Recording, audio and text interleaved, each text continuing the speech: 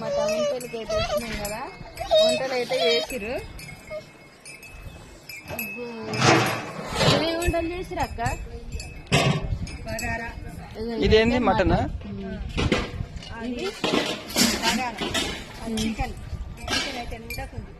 Chicken చూడండి, ఇదేంది? Chicken ఉంటుంది. చికెన్ మస్తు ఫ్రై చేసిరు కదా, బాగుంది. వైట్ రైస్, అది సాంబార్. వంటలు అయితే అన్ని రెడీ అయిపోయి తినడానికి లేటా?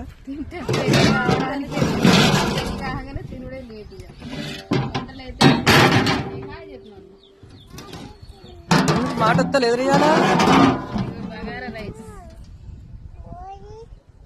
తింటావా?